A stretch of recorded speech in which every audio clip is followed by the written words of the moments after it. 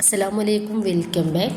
ഇന്നത്തെ നമ്മുടെ റെസിപ്പി നോമ്പ് തുറക്കുന്ന സമയത്ത് നമുക്ക് പരത്താതെ കുഴക്കാതെ വേഗത്തിൽ ഒരു 10 മിനിറ്റിൻ്റെ ഉള്ളിൽ ഉണ്ടാക്കിയെടുക്കാൻ വേണ്ടിയിട്ട് പറ്റിയ നല്ല ഹെൽത്തി ആയിട്ടുള്ള നല്ല ടേസ്റ്റി ആയിട്ടുള്ള ഒരു സ്നാക്സിൻ്റെ റെസിപ്പിയാണ്. എത്ര വേണമെങ്കിലും നമുക്കിത് കഴിക്കാവുന്നതാണ്. എണ്ണയിലൊന്നും മുക്കി പൊരിക്കാത്ത രീതിയിലുള്ള സ്നാക്സ് ആയതുകൊണ്ടിട്ട് തന്നെ.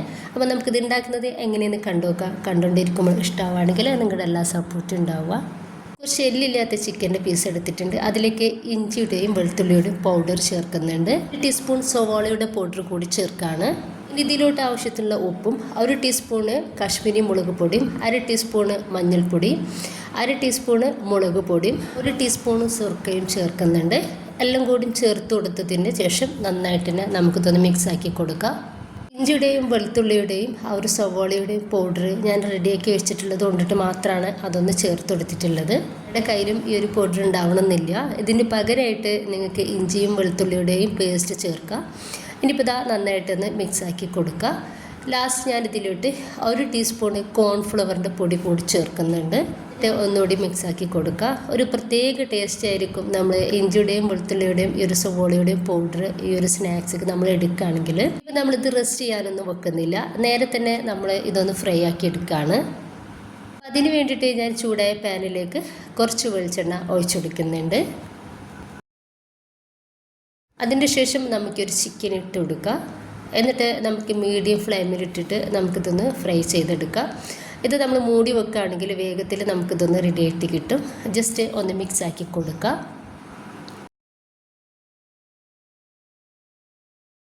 ഇടയ്ക്കൊന്ന് മൂടി തുറന്നിട്ട് ഇതുപോലെ ഒന്ന് മിക്സാക്കി കൊടുക്കാൻ വേണ്ടിയിട്ട് മറിക്കേണ്ട. അപ്പോൾ ഈ ഒരു സമയത്ത് നമ്മുടെ ചിക്കനൊക്കെ നന്നായിട്ടൊന്ന് ഫ്രൈ ആയിട്ട് കിട്ടിയിട്ടുണ്ട്. ഇനിയിപ്പോൾ നമുക്കിത് പാനിൽ നിന്നും ഒന്ന് എടുത്ത് മാറ്റാം. നന്നായി ചൂടാറിയതിന് ശേഷം നമുക്കിത് കൈവച്ചിട്ട് ഒന്ന് പിച്ചിട്ട് മാറ്റി വയ്ക്കാവുന്നതാണ്. അതേ പാനിലോട്ട് തന്നെ കുറച്ച് വെളിച്ചെണ്ണ കൂടി ഒഴിച്ചെടുത്തിട്ട് ഞാൻ 3 മീഡിയം സൈസുള്ള സവാള ചെറുതാക്കിയിട്ട് കട്ടാക്കി എടുത്തിട്ടുള്ളതാണ്. അത് ഇതിലേക്ക് ഇട്ട് കൊടുക്കുന്നുണ്ട്. ഇതിലോട്ട് കുറച്ച് അധികം തന്നെ ഫില്ലിങ്ങിൻ്റെ ആവശ്യമുണ്ട്. സമയത്ത് ഇതിലോട്ടുള്ള ഉപ്പ് കൂടി ചേർക്കുക. നന്നായിട്ട് ഒന്ന് മിക്സാക്കി കൊടുക്കുക. ശേഷം നമുക്കിതൊന്ന് മൂടി വെച്ചിട്ട് ഈ ഒരു സവാള ചെറുതായിട്ട് ഒന്ന് വാടി കിട്ടുന്ന സമയത്ത് ഞാനിതിലേക്ക് ഒരു മീഡിയം സൈസുള്ള തക്കാളി ചെറുതാക്കിയിട്ട് കട്ടാക്കി എടുത്തിട്ടുള്ളതാണ് അതുകൊണ്ട് ഇതിലേക്ക് ചേർക്കുന്നുണ്ട്. അതിൻ്റെ ശേഷം നന്നായിട്ടൊന്ന് മിക്സാക്കി കൊടുത്തതിൻ്റെ ശേഷം നമുക്കിതൊന്ന് മൂടി വെക്കാം. എന്നിട്ട് വേഗത്തിൽ തന്നെ ഇതൊന്ന് റെഡിയാക്കി എടുക്കാം. ഇപ്പോൾ ഈ ഒരു സവാളയും തക്കാളി നന്നായിട്ടൊന്ന് വാടി കിട്ടിയ സമയത്ത് ഇതിലേക്ക് നമ്മൾ ചിക്കനിലേക്ക് ചേർത്ത് കൊടുത്തിട്ടുള്ള ജിഞ്ചർ ഗാർലിക് പൗഡറും ഓണിയൻ പൗഡറും കൂടി ഇതിലേക്ക് ചേർക്കുന്നുണ്ട്. ഇത് ചേർത്ത് കൊടുക്കുമ്പോൾ നമുക്ക് ഇഞ്ചിയുടെയും വെളുത്തുള്ളിയുടെയും പേസ്റ്റ് ചേർത്ത് കൊടുക്കേണ്ട കേട്ടോ. ഇനിയിപ്പോൾ ഇതിലോട്ട് മഞ്ഞൾപ്പൊടി, മുളക് പൊടി, കാശ്മീരി മുളക് പൊടി, ഇതിലോട്ട് കുറച്ച് ഗരം മസാല പൗഡർ കൂടി ചേർത്ത് കൊടുത്തിട്ട് നന്നായിട്ട് മിക്സ് ആക്കി എടുക്കുക.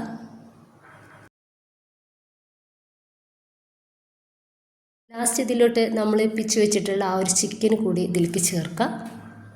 ഇനിയിപ്പോൾ അത് കൂടി ചേർത്ത് കൊടുത്തതിൻ്റെ ശേഷം നന്നായിട്ടൊന്ന് മിക്സ് ആക്കി കൊടുക്കുക.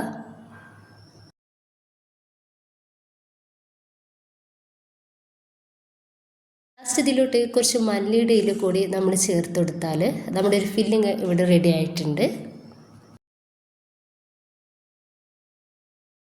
ഞാനൊരു മിക്സിയുടെ ജാറിലോട്ട് ആദ്യം തന്നെ 1 കപ്പ് വെള്ളം ഒഴിച്ച് കൊടുക്കുന്നുണ്ട്. ഇനിയിപ്പോൾ ഇതിലോട്ട് അതേ കപ്പിൽ 1 കപ്പ് മൈദ നമ്മൾ ഇതിലേക്ക് ചേർക്കുന്നുണ്ട്. ഇതിലോട്ട് 1 കോഴിമുട്ട പൊട്ടിച്ചൊഴിച്ച് കൊടുക്കുക. ഇതിലോട്ട് ആവശ്യത്തിനുള്ള ഉപ്പ് കൂടി നമുക്ക് ഈ ഒരു സമയത്ത് ചേർക്കാം. എന്നിട്ട് നല്ല ഫൈൻ പേസ്റ്റ് ആക്കിയിട്ട് അരച്ചെടുക്കുക. ഞാനിപ്പോൾ ഇത് അരച്ചെടുത്തിട്ടുണ്ട്. അതൊരു ബൗളിലേക്ക് ഒഴിച്ചെടുക്കുകയാണ്. അപ്പോൾ നമ്മൾ 1 കപ്പ് മൈദയിലേക്ക് എടുത്തിട്ടുള്ളത് 1 കപ്പ് വെള്ളം 1 കോഴിമുട്ടയാണ് കേട്ടോ. അപ്പോൾ നമ്മുടെ ഈ ഒരു ബാറ്റർ കുറച്ചൊരു തിക്കായിട്ടാണ് ഇരിക്കുന്നത്. ഒരു 1/2 കപ്പ് വെള്ളമൂടി ഞാൻ ഇതിലേക്ക് ഒഴിച്ചെടുത്തിട്ട് ഒന്ന് മിക്സ് ആക്കി എടുത്തിട്ടുണ്ട്. അപ്പോൾ മൊത്തത്തിൽ 1 കപ്പ് മൈദയിലേക്ക് 1.5 കപ്പ് വെള്ളമാണ് നമ്മൾ എടുത്തിട്ടുള്ളത്. ചെറുതായിട്ട് ചൂടായിട്ടുള്ള പാനിലേക്ക് നമുക്ക് ഇതിൽ നിന്നും 1 കയ്യിൽ മാവ് ഒഴിച്ചു കൊടുക്കാം. അതിനുശേഷം ജസ്റ്റ് നമുക്കിതുപോലെ ചുറ്റിച്ചു കൊടുക്കാം. നമ്മുടെ ഒരു പാന് ഭയങ്കര ചൂടായിട്ട് ഇരിക്കരുത് കേട്ടോ, ചെറിയൊരു ചൂടായിട്ട് മാത്രമേ ഇരിക്കാവൂ.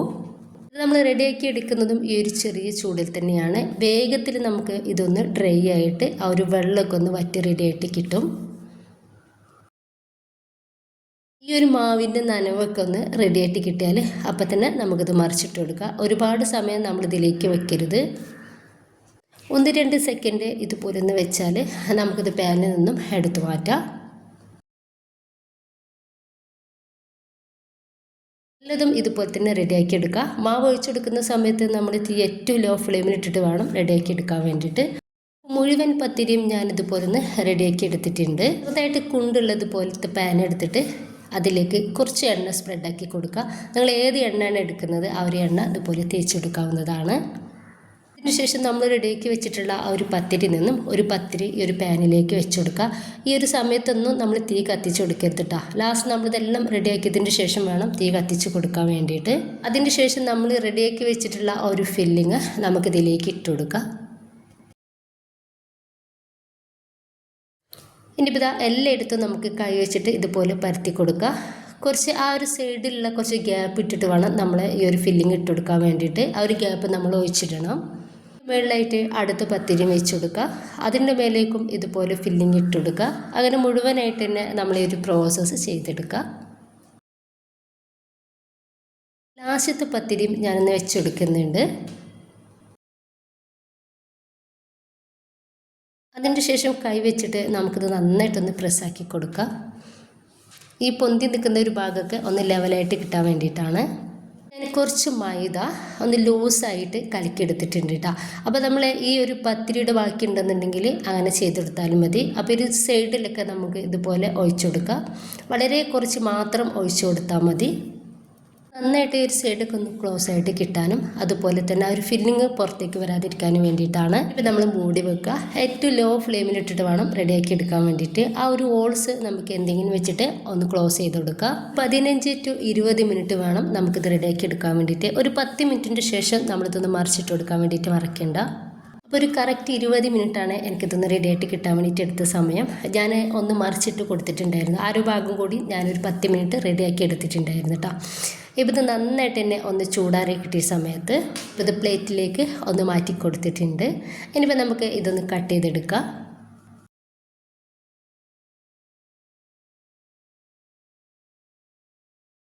അപ്പോൾ ഇത്രയേ ഉള്ളൂ. ഒരു 10-15 മിനിറ്റ് കൊണ്ട് തന്നെ നമുക്കിത് റെഡിയാക്കി എടുക്കാൻ വേണ്ടിയിട്ട് പറ്റും. ഭയങ്കര ഈസിയാണ്, എന്നാൽ നല്ല ടേസ്റ്റുമാണ് കേട്ടോ. അപ്പോൾ എല്ലാവരും ഉണ്ടാക്കി നോക്കുക.